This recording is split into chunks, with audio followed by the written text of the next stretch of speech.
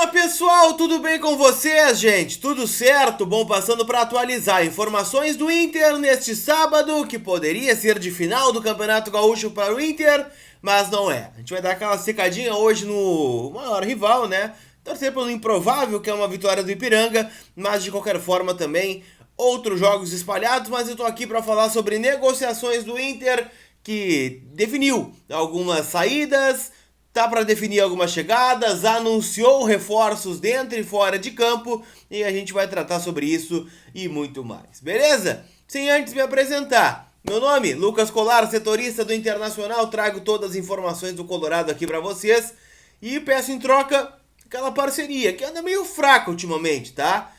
Tô querendo chegar lá aos 100 mil inscritos, vamos lá, te inscreve no canal se tu ainda não é inscrito, tem muita gente que vem assiste os vídeos e não se inscreve.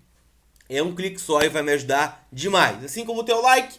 E vamos falar do Internacional então, sem antes dizer, né, que esse vídeo tem o apoio da OneXBet, a maior global bookmaker do mundo, que te dá crédito dobrado no teu primeiro cadastro. Ainda não tem cadastro na OneXBet para apostar hoje no Fla-Flu, Grêmio e Ipiranga, jogos espalhados aí pela Europa, tem Celta de Vigo e Real Madrid, por exemplo, também, muitos jogos bons para apostar, beleza? Link no primeiro comentário fixado aqui da postagem. Vamos começar falando, gente, sobre Paulo Autuori, o coordenador técnico que foi anunciado ontem pelo Inter. O Inter que cumpre, depois de 14 meses, uma promessa de campanha de ter um profissional que é do futebol ligado e dando suporte para a comissão técnica. Em nota, no site, o Inter diz que o Paulo Autuori vai trabalhar junto do Cacique Medina, do grupo de jogadores, do Centro de Análise do Inter, ou seja, do CAPA, e do Departamento Médico e Físico do Inter. Ou seja, ele vai abranger quase todas as áreas. Ele já estará no CT Parque Gigante hoje, né? A partir da atividade comandada nesta manhã lá no CT Parque Gigante. Então, assim, é um profissional que vem para somar. Eu tenho lido bastante e uma das premissas que eu concordo é de que ele é o cara que vai entender de futebol dentro da diretoria. Eu sei que a direção tem passagem pelo futebol e tal, mas entendimento o Paulo Autuori tem, né? Pô, técnico campeão do mundo com o São Paulo, campeão da Libertadores, passou pelo Inter, passou pelo Grêmio, né? Tem um conhecimento vasto aí dentro e fora do campo. Como coordenador, foi campeão da Sul-Americana com o Atlético Paranaense em 2018. Então é um cara que sabe muito de bola. Isso é fato, né? Não tem como brigar com a informação nesse sentido. Mas ele chega para somar no momento de instabilidade da comissão técnica, né, para ser um suporte do Cacique Medina. Então, anunciado Paulo Autuori. Quem foi anunciado também foi Carlos de Penha, atacante de 30 anos, uruguaio que vem do Dinamo de Kiev, e ele vem num molde diferente de negócio. Ele vem num contrato até o final do ano, mas o vínculo dele lá na Ucrânia encerra no começo do ano que vem. Ou seja, se ele der certo, ele já pode assinar um pré-contrato com o Inter, estando aqui no Inter, na metade do ano.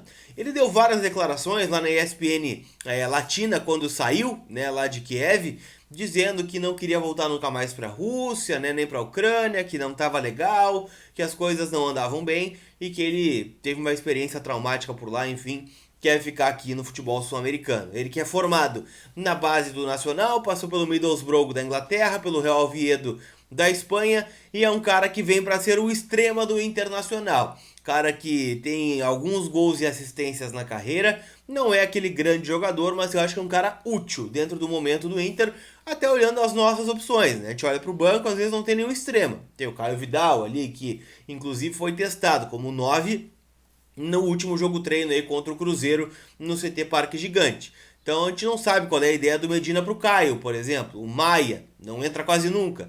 Então vamos ver o que se apresenta do Carlos de Penha, um cara mais experiente, mais rodado, que já trabalhou com o Cacique Medina, então ele conhece o jogador, não vai ter aquela coisa, não fui eu que pedi esse jogador, não se encaixa no que eu quero, foi ele que trouxe. Né? Teve o aval do Medina nesta contratação do Carlos de Penha, uruguaio de 30 anos, que está chegando aí para ser reforço do Internacional já anunciado. O Carlos de Penha ele deve se juntar a outros dois jogadores, pelo menos é o que o Inter planeja fazer. Duas negociações que estão mais avançadas.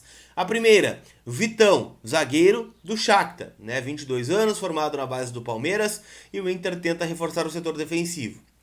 E o outro é um jogador que vocês perguntam bastante por aqui, né? Tô falando de Alan Patrick, né? Jogador que jogou no Inter lá em 2014. É um cara, né, que tá nessa situação porque o Shakhtar entende que ele poderia ter melhores propostas do que voltar ao Internacional.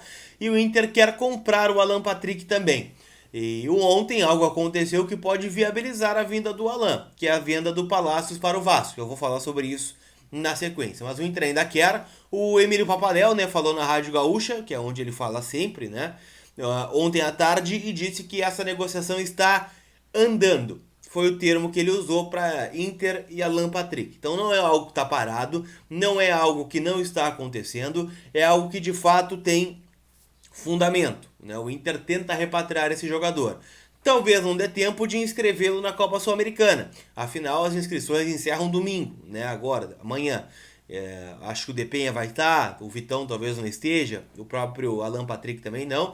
Mas o Inter entende, claro, que é suficiente para passar de fase na Copa Sul-Americana. Lembrando, só passa um no grupo entre Inter, Independiente Medellín, 9 de outubro, e o Guairenha, né, para a próxima fase da Sul-Americana. O Inter tem mais elenco que o Independiente Medellín. Agora, não dá para subestimar também. Assim como já aconteceu com o Globo, com o Vitória, aquela coisa toda.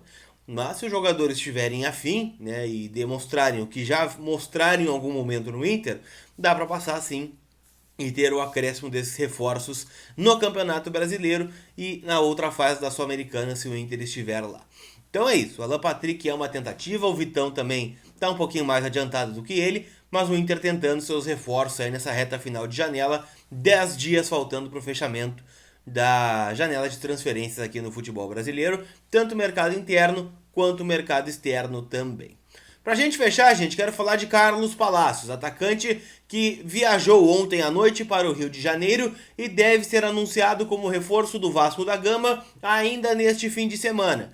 O Vasco da Gama está comprando esse jogador com o apoio da 777, que é a empresa que vai comprar o Vasco da Gama e transformá-lo em sociedade anônima do futebol, a gloriosa SAF, né? Molde do negócio. O Inter já comprou o Carlos Palacios do União Espanhola, mas não comprou a totalidade. O Palacios custou para o Inter 2 milhões de dólares, junto à União Espanhola. O Inter já pagou cerca de 1,5 milhão de dólares ao clube chileno.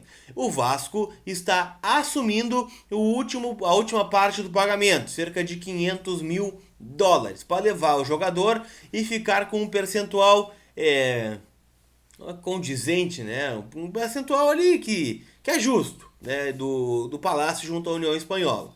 O Inter, o que o Inter vai fazer?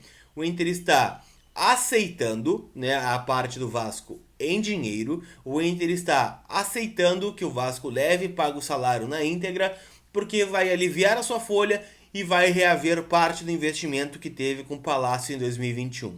Ele já viajou ao Rio de Janeiro, onde fará exame e será anunciado como reforço do Vasco, e o Inter libera um cara que acredita que não ia recuperar. Um cara que está muito baixo astral, está com problema para ficar no peso ideal, não vinha jogando com o Cacique Medina, teve apenas uma oportunidade nessa temporada, que foi na derrota de 3-2 para o São José no Passo da Areia, entrando no segundo tempo, e o Vasco tenta jogadores neste perfil, né? O Vasco está tentando trazer jogadores mais jovens, promessas, nessa ideia da SAF, né? Um cara que seja um investimento e não só um custo.